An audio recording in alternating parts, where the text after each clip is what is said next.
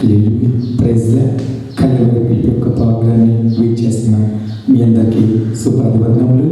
అందరూ సంతోషంగా ఉన్నారమ్మా. దేవుని కృపను బట్టి మనందరం సంతోషంగా ఉండాలని, మనందరం ఆనందంగా ఉంటామని ఆ ప్రేమకు యేసయ్య ఈ ఉదయకాల సమయము మనతో మాట్లాడి ఇష్టపడుతున్నాడు. హల్లెలూయా. అందరూ కూడా మీ యొక్క గృహాల్లో మీ యొక్క పనులు బంద్ చేసి టీవీ ఎదురు మీరందరూ కూడా కుటుంబ సమీపంగా మీరు చేసే యొక్క ప్రతి పనిని కూడా బంద్ చేయబడేలారా. ఎందుకంటే పరిశుద్ధాత్మ దేవుడే మీకు గృహాలకు వచ్చి మీతో మాట్లాడుతూ ఉన్నాడు. పరిశుద్ధాత్మ దేవుడి యొక్క గృహంలో అద్భుతం చేయడానికి, మీ యొక్క కన్నీరును తొడవడానికి, మీ యొక్క మహారాజ్ జీవితాన్ని మధురముగా మార్చడానికి పరిశుద్ధాత్మ దేవుడిని ఎదుటికి వచ్చాడు. కనుక అందరూ భయభక్తులు కలిగి అందరూ మోకరించి ప్రార్థన చేస్తామా, ఆరాధన చేసి ఆరాధన అందరూ కూడా ఎక్కితామా. నా కన్నుల కన్నీరు తుడచిన యేసయ్యకి ఆరాధన ఆరాధన. నా కన్నుల కన్నీరు తుడచిన యేసయ్యకి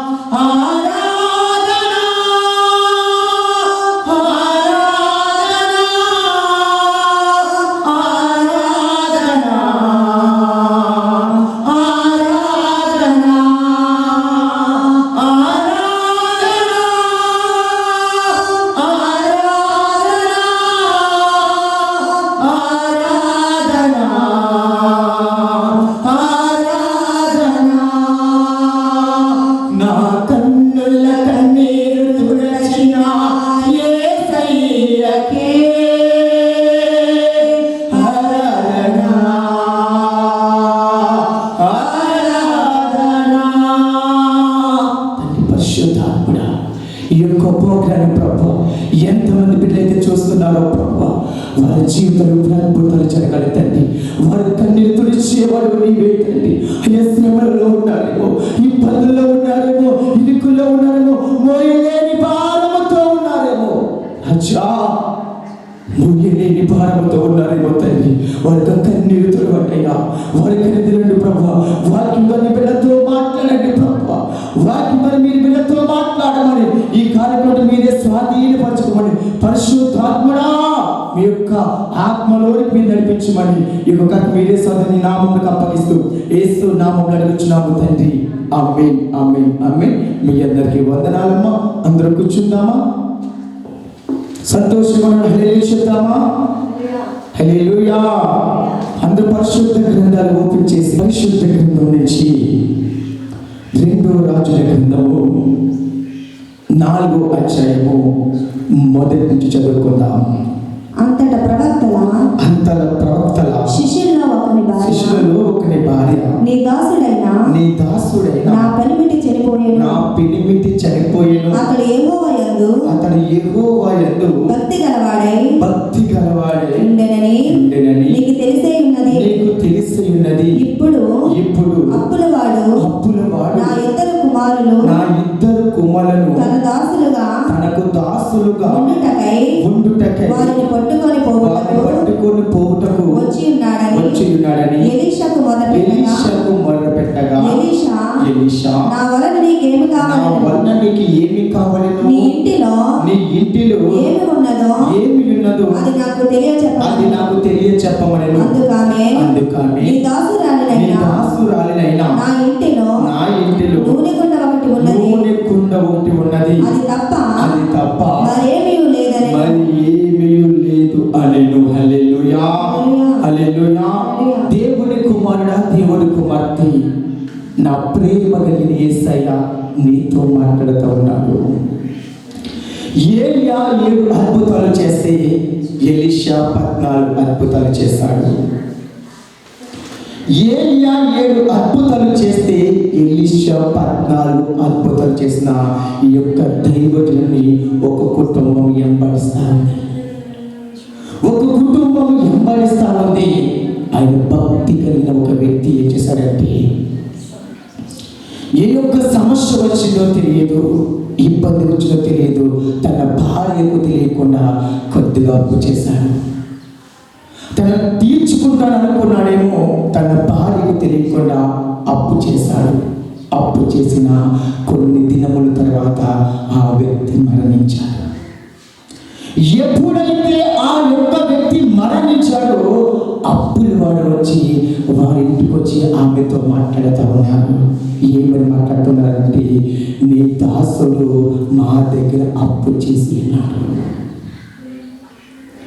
ఆ యొక్క డబ్బులకు బదులుగా నీ యొక్క 2 కుమారులను కూడా మేము తీసుకొని వెళ్ళిపోతాము. దేవుని కుమారుడా, దేవుని కుమార్తె, యొక్క టీవీ యొక్క కల్వరి పిలుపని ప్రోగ్రాం చూస్తున్నా దేవుని బిడ్డ, నీతో దేవుడు నాకు సూటిగా మాట్లాడుతున్నాడు. నీతో నా ప్రేమ కలిగిన యేసు సూటిగా మాట్లాడుతున్నాడు. అప్పులు వారు వచ్చి ఆ 2 కుమారులను తీసుకుని వెళ్ళడానికి ఆమెను బలవంతము చేస్తున్నారు.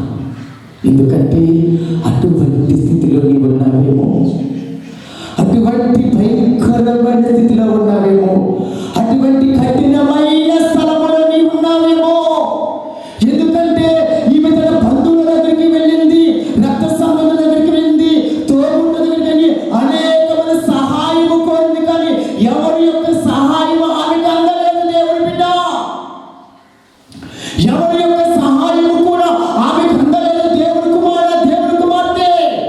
కానీ ఎందుకంటే నా ప్రేమ కలిగిన యేసయ్య హృదయాంతరంగం ఎరిగిన దేవుడు. హల్లెలూయా, హృదయాంతరంగం ఎరిగిన దేవుడు. ఎందుకంటే మనుషులు పైవేసము చూస్తారంటే, కానీ నా ప్రేమ కలిగిన యేసయ్య నీ యొక్క హృదయాంతరంగం చూస్తున్న దేవుడు.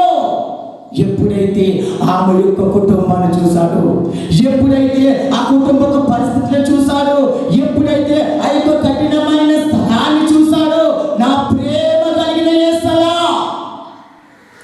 దైవజనుడైన ఎలీషా గారిని తన ఇంటికి పంపాడు. హల్లెలూయా. దైవజనుడైన ఎలీషా గారిని తన ఇంటికి పంపగానే ఎలీషా అంటున్నాడు, అమ్మా, నా వలన నీకు ఏమి కావాలి? నా వలన నీకు ఏమి కావాలి? నీ ఇంటిలో ఏమి ఉన్నదో అది నాకు తెలియచెప్పమని. అందుకనయ్యా, నీ దాసురాలి నా ఇంటిలో నూనె కుండ ఒకటి ఉన్నది తప్ప, అది తప్ప మరి ఏది లేదు. చూడండి దేవుడి బిడ్డలారా, దేవుడి కుమారుడ, ఆ ఎలీషా వచ్చి ఈ అప్పు ఎందుకు చేశారు అని ఆమెను పరీక్షించలేదు. కానీ ఆమెను అడిగిన సమాధానం ఏమిటంటే, నా వలన నీకు ఏమి కావాలి? నా వలన నీకు ఏమి కావాలి?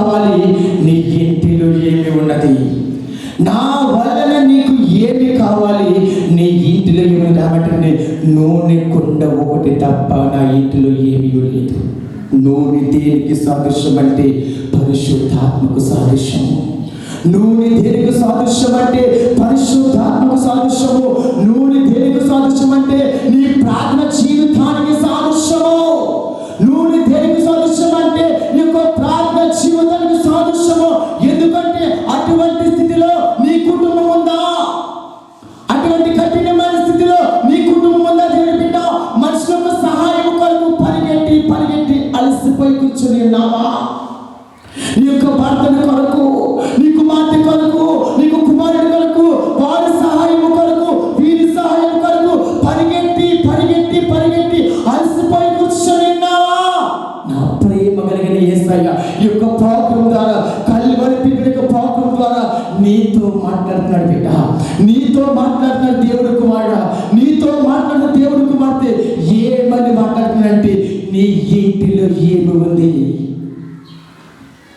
నీ ఇంటిలో ఏముంది? నీ ఇంటిలో ఏమని అడుగుతున్నాడు?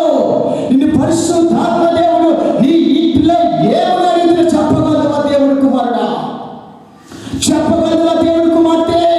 నీకు సమస్యను బట్టి బాధపడుతున్నావేమో, నీ యొక్క ఇబ్బందులు బట్టి బాధపడుతున్నావేమో, నీ యొక్క నిందలను బట్టి బాధపడుతున్నావేమో, నీతో మాట్లాడుతున్నాడు. ఎందుకంటే దేవుడి బిడ్డ, యోహాను సువార్త 11వ అధ్యాయము 42వ వచనం చదవమ్మా.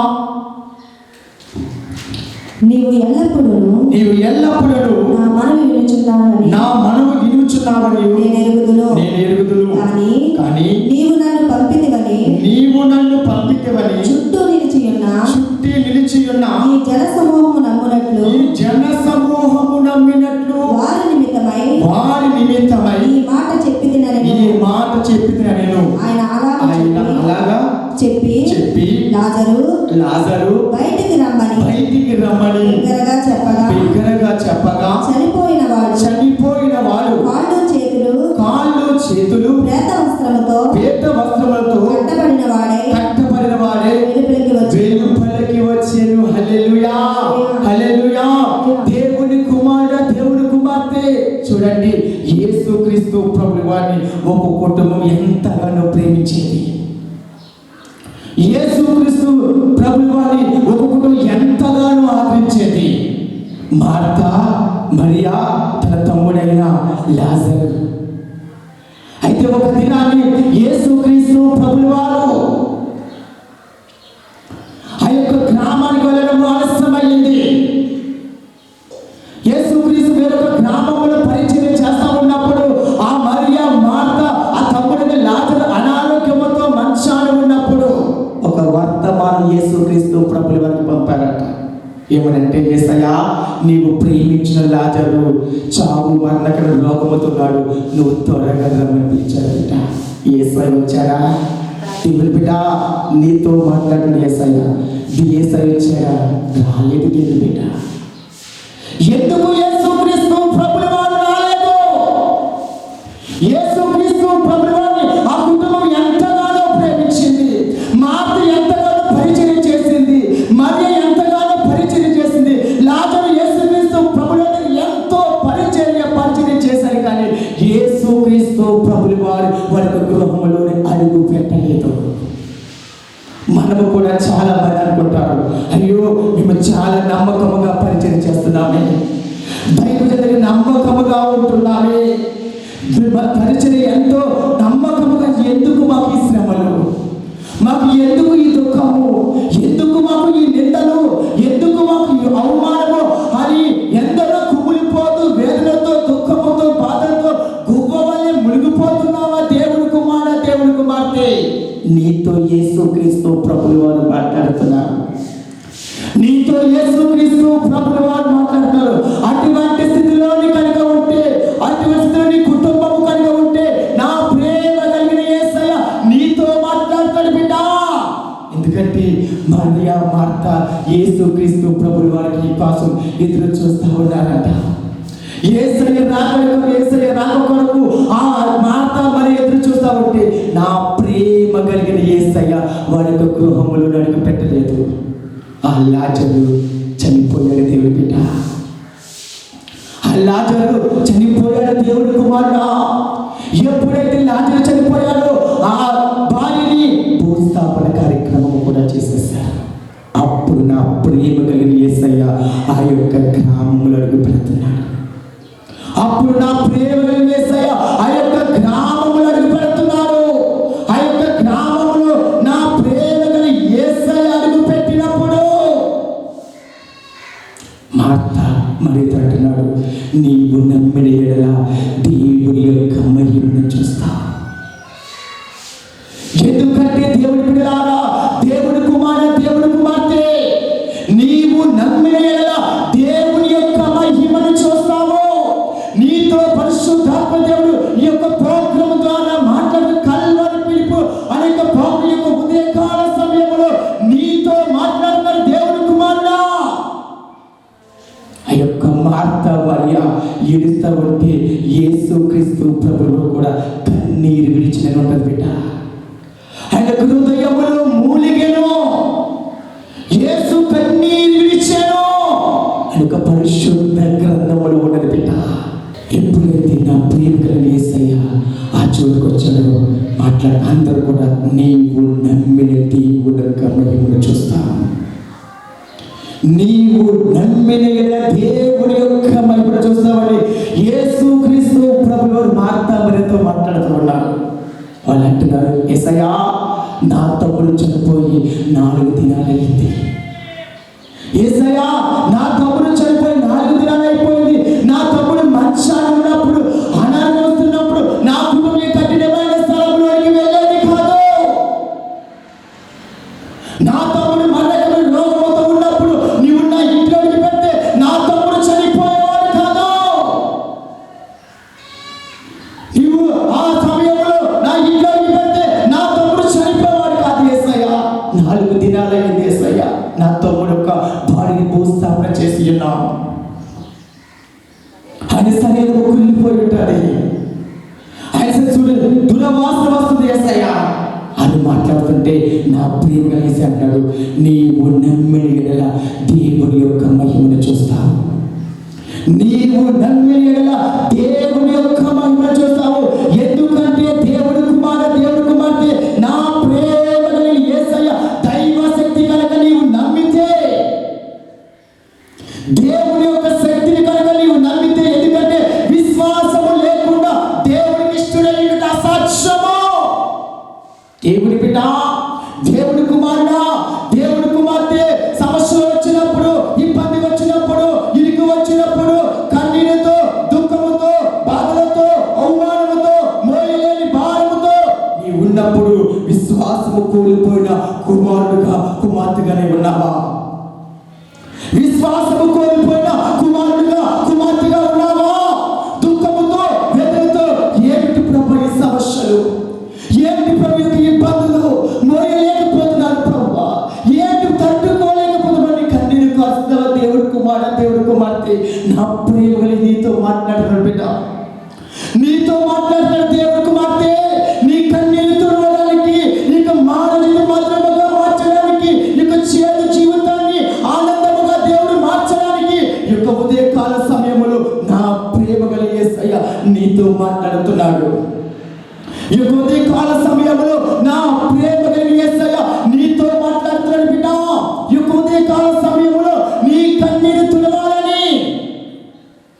ఎందుకంటే నా యేసు క్రీస్తు ప్రభువు వారి ప్రేమ ఆకాశం కంటే ఎత్తైనది, సముద్రము కంటే లోతైనది, మరణము కంటే బలమైనది. అటువంటి ప్రేమతో నా ప్రేమ కలిగిన యేసయ్య ఉదయకాల సమయము నీ ఇంటికి వచ్చి నీతో మాట్లాడుతున్నాడు.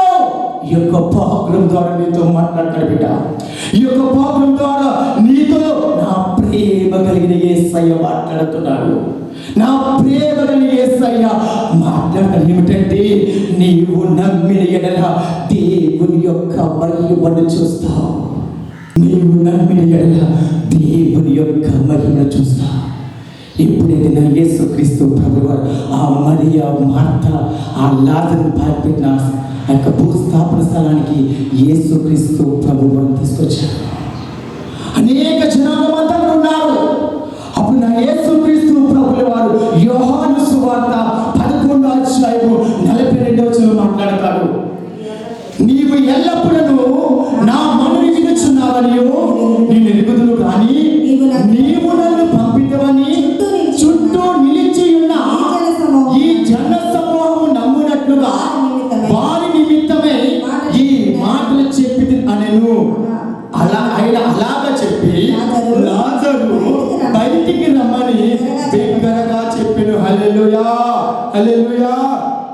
నీవు ఎల్లప్పుడూ నా మనవి వినుచున్నావనియు నీ ఎరుగుదును, నీవు నన్ను పంపితివనియు చుట్టూ నిలిచిన ఈ జన సమూహము నమ్మినట్లకు వారి నిమిత్తం ఇలాగ మాట్లాడి చెప్పిన అనను. అలాగ చెప్పి లాజరు బయటికి రమ్మని పిలుస్తున్నాడు బిడ్డ. ఎప్పుడైతే నా ప్రేమ కలిగిన యేసయ్య లాజరు బయటికి రమ్మని నా ప్రేమ ఎప్పుడైతే పిలిచినాడో ఆ యొక్క మాటల దైవ శక్తి వెళ్ళి ఆ మరణము మింగివేసింది. ఎప్పుడైతే నా ప్రేమ కలిగిన యేసయ్య లాజరు బయటికి రమ్మని ఎప్పుడైతే పిలిచాడో ఆ మాటలో ఉన్న దైవ శక్తి వెళ్ళి ఆ యొక్క మరణం మింగివేసినప్పుడు లాజరు బయటకు వచ్చాడు. హల్లెలూయా, హల్లెలూయా. ఎందుకంటే చుట్టూ ఈ జన సమూహము నమ్మినట్లు, చుట్టూ ఈ జన సమూహము నమ్మినట్లు. ఎందుకంటే దేవుని కుమార్తె చాలా మంది అని ఉండొచ్చేమో, నువ్వు దేవుడికి నమ్మకముగా ఉంటున్నావు, మంత్రములో నమ్మకముగా పరిచయం చేస్తున్నావు, ఎందుకు ఈ శ్రమలు వచ్చాయి? నీ భర్త మారలేదు, నీ కుమార్తె మారలేదు, నీ కుమారుడు మారలేదు, రుణాలతో బాధ, ఎప్పుడు నీ బ్రతుకు ఇంతేనా అని అనేక మంది ఉండొచ్చేమో. అనేక మంది నిన్ను చూసి నీ కుటుంబాన్ని చదివి ఉండొచ్చేమో. ఎందుకంటే బొంగరు పురుగును చూసి పౌరు మాట్లాడుతూ ఉందంట. పౌరు అంటుందంట, పాడి బొంగరు పురుగా చనిపో, నీ బ్రతికెందుకు? నిన్ను చూసిన వాళ్ళు ప్రతి ఒక్కరు కూడా అసహించుకుంటున్నారు, నీ బ్రతికి చనిపో అని ప్రతిసారి కూడా ఆ పావురము ఆ గొంగళపుని అడుగుతూ ఉండేది. ప్రతిసారి కూడా ఆ యొక్క పావురం వచ్చి గొంగళపుని ఏలనాస్పదంగా మాట్లాడుతూ ఉండేది. ఎందుకు నీ బ్రతుకు? చనిపో, నిన్ను చూసి అనేకులు అసహించుకుంటున్నారే, చనిపో అని ఆ యొక్క పావురం మాట్లాడుతూ ఉండేదంట.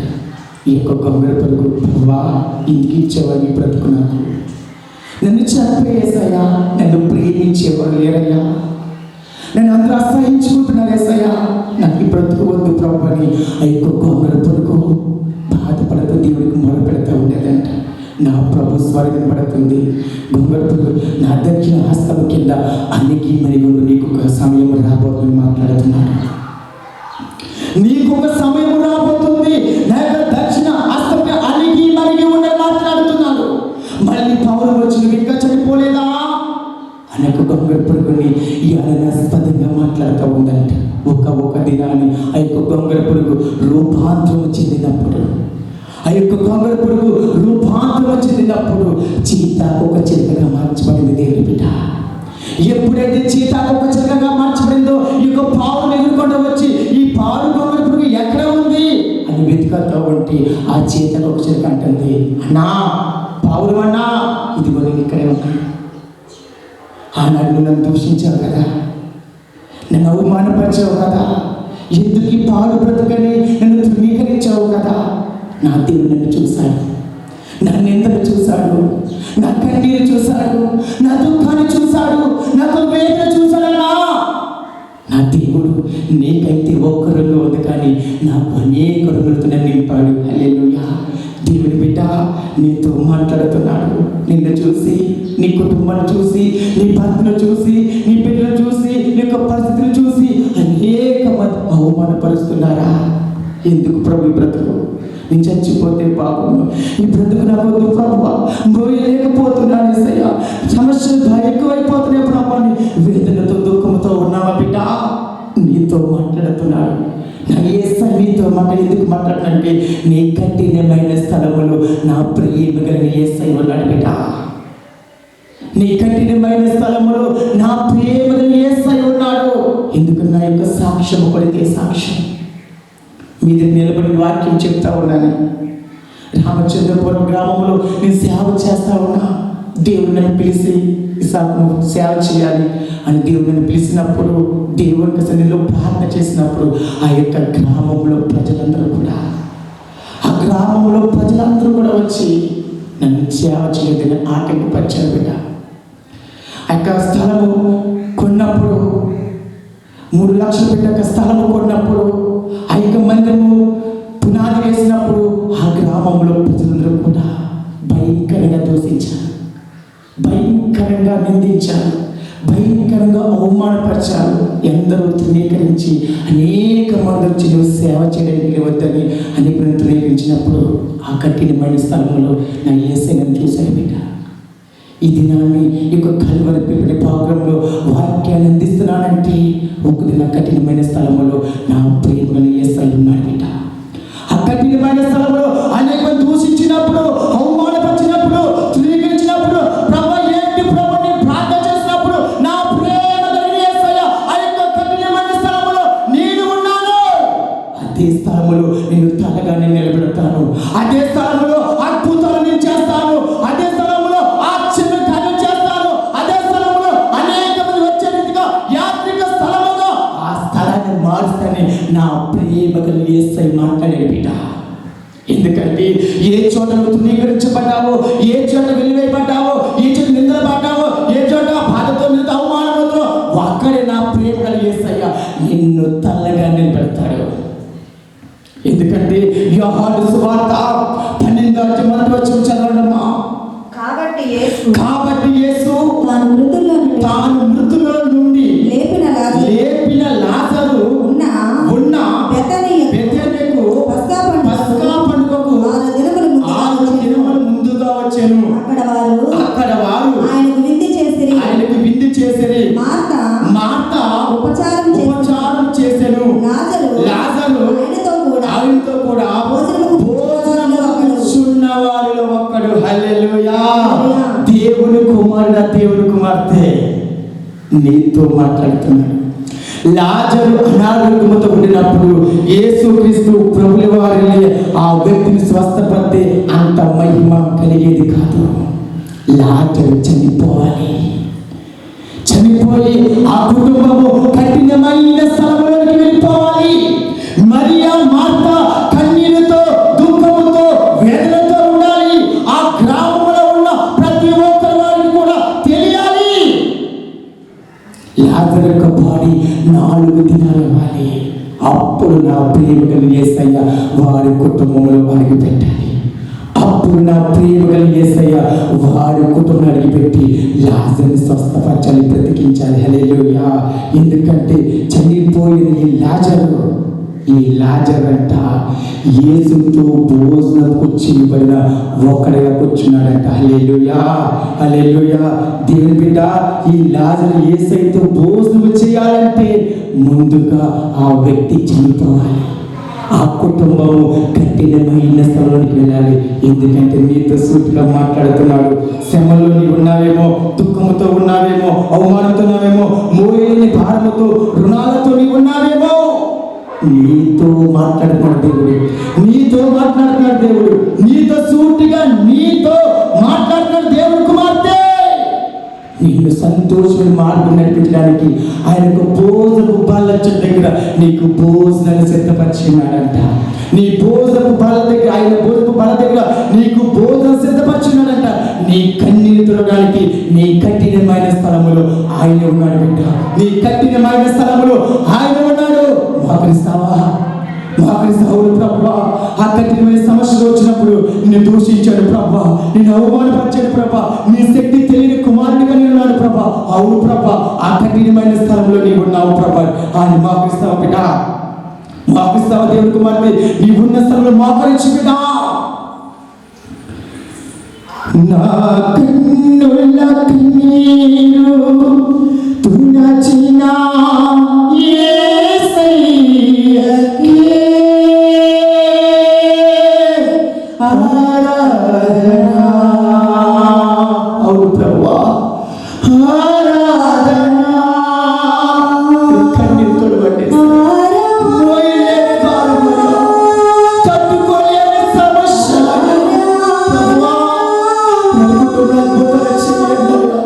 వారి జీవితాలు మార్చండి.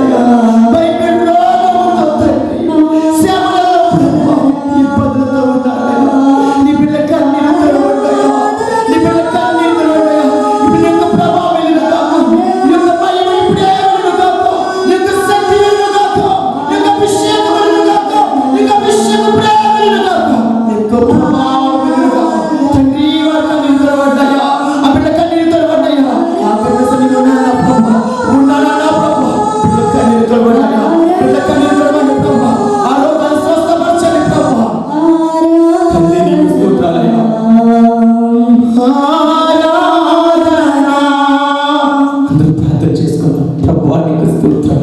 అవును తండ్రి, నాతో మాట్లాడబోయా. అటువంటి కఠినమైన స్థలంలో ఉన్నాను, అటువంటి కఠినమైన స్థలంలో ఉన్నాను. నాతో మాట్లాడే దేవుడు నీవే అయ్యా. అయ్యా, నువ్వు అద్భుతాలు చేయగల దేవుడు ప్రభువా. నమ్ముట నీ వలనైతే నమ్ము వారికి సమస్తము సాధ్యమన్నావు ప్రభువా.